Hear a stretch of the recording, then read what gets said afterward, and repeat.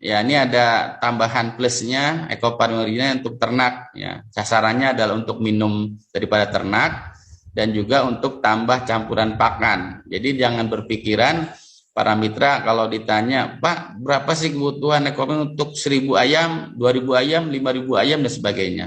Jadi kita nggak usah ngitung jumlah ayam, jumlah ekor. Tapi yang terpenting berapa air minum yang dibutuhkan untuk kebutuhan jumlah daripada hewan tersebut. Nah, hitungannya adalah nanti ada dosisnya. Ini contoh ayam ya. Itu bisa gunakan dosis 3 sampai 5 cc ya. Nah, kalau untuk ayam yang di atas 1 minggu 5 sampai 10 cc itu diberikan ke air minumnya.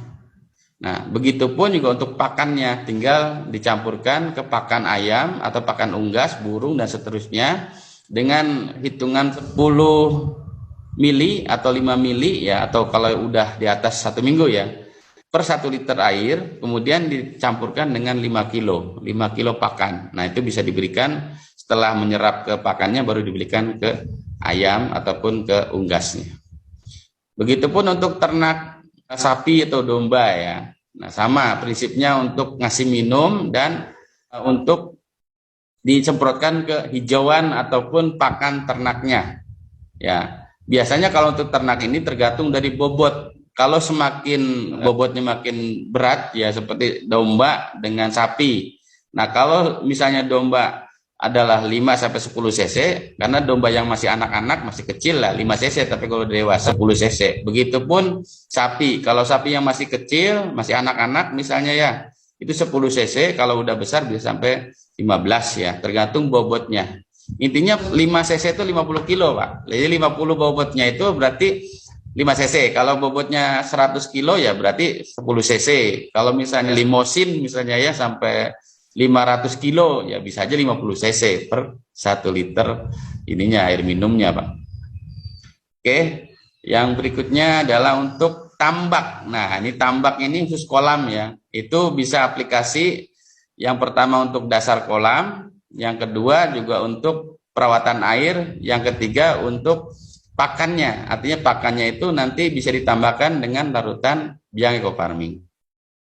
Tujuannya apa?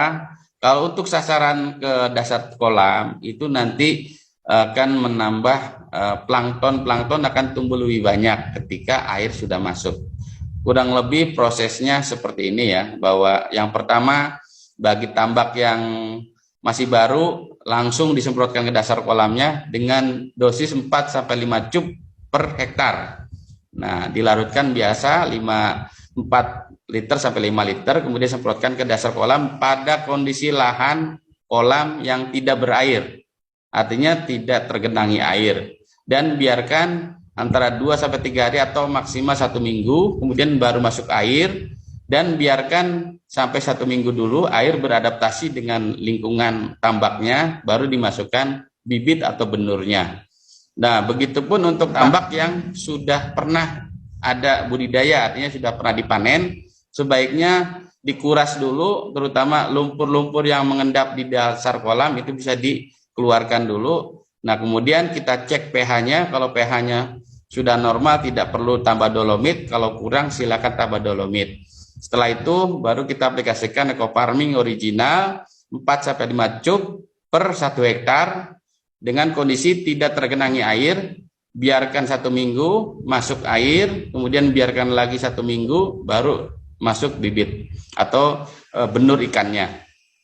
Dan yang berikutnya adalah perawatan air. Nah, perawatan air ini dengan dosis 200 ml per hektar ya. Jadi intervalnya 1 minggu sekali. Jadi air itu perlu kita jaga kualitasnya, yaitu dengan 200 ml per liter air ya. Jadi 200 ml ini kalau 1 tub ini bisa untuk 5 kali pakai ya. Itu cukup kita siramkan di pinggir-pinggirnya supaya terkena airnya, atau di kincirnya kalau pakai kincir silakan, supaya intinya air itu akan merata nantinya dengan sendirinya.